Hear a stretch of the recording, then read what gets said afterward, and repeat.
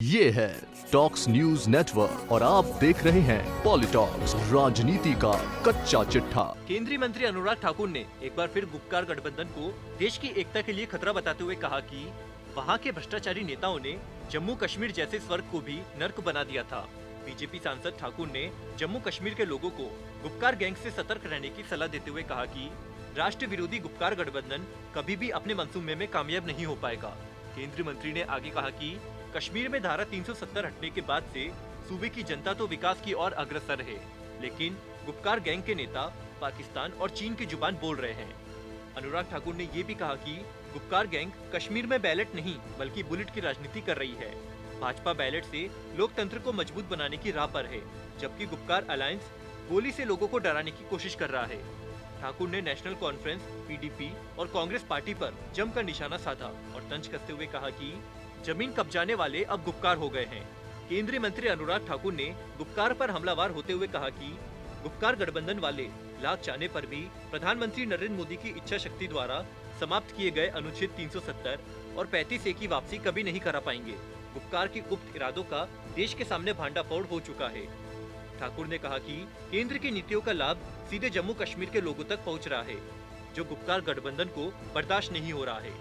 लेकिन विकास की चाह रखने वाले जम्मू कश्मीर के नागरिक गुपकार के इरादों को कभी पूरा नहीं होने देंगे। गुपकार पर अपने तीखे जुबानी हमले जारी रखते हुए अनुराग ठाकुर ने नेशनल कॉन्फ्रेंस, पीडीपी और कांग्रेस पार्टी पर निशाना साधते हुए कहा कि सारे भ्रष्ट एक ही छतरी के नीचे आ गए हैं। जम्मू कश्मीर में 25,000 करोड़ के रोशनी जमीन घोटाले में पीडीपी, नेशनल कॉन्फ्रेंस और कांग्रेस नेताओं के नाम सामने आने पर कहा कि भ्रष्टाचार और देश विरोधी गतिविधियां ही इन पार्टियों का असली चेहरा है।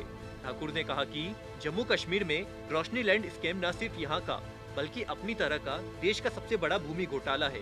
ये तीनों पार्टियां कश्मीर के युवाओं को भटकाने और बरग लाने का काम कर रही है, लेकिन इस राष्ट्र विरोधी ताकतों के मंसूबे को भारतीय जनता पार्टी कभी कामयाब नहीं होने देगी। अनुराग ठाकुर ने रोशनी जमीन घोटाले पर विस्तृत बयान देते हुए कहा कि कुछ लोगों के एक गिरोह ने जम्मू कश्मीर के संसाधनों को लूटने के साथ राज्य की जमीन भी हड़प ली। एक सुनियोजित साजिश के तहत जम्मू कश्मीर में राज्य की जमीन लूटी गई है और जो लोग जमीन लूटते थे वो अब गुपकार बन गए हैं।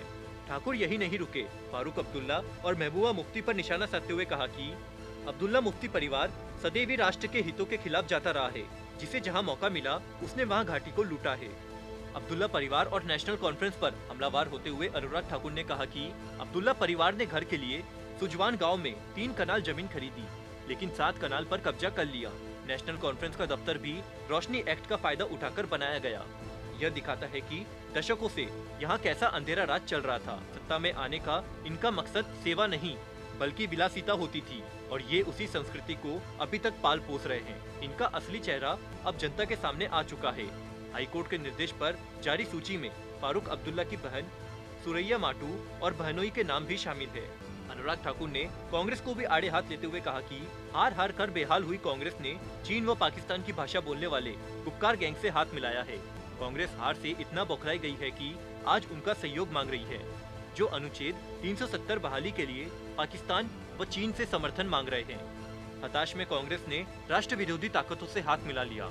केंद्रीय मंत्री ने राहुल गांधी पर भी निशाना साधा। अनुराग ठाकुर ने कहा कि कांग्रेस के नेता राहुल गांधी का गुपकार मुद्दे पर मौन नहीं टूट रहा है। क्या वह चीन और पाकिस्तान के मंसूबे को अपनी मौन सहमति दे रहे हैं? अनुराग ठाकुर ने कहा कि भाजपा ने हमेशा से ही विकास के मुद्दे पर चुनाव लड़ा है। पार्टी ने वादा किया था कि वह अनुच्छेद 370 और 35A को समाप्त कर देगी, जिसे पार्टी ने पूरा किया है। पॉलिटॉक्स ब्यूरो, दिल्ली।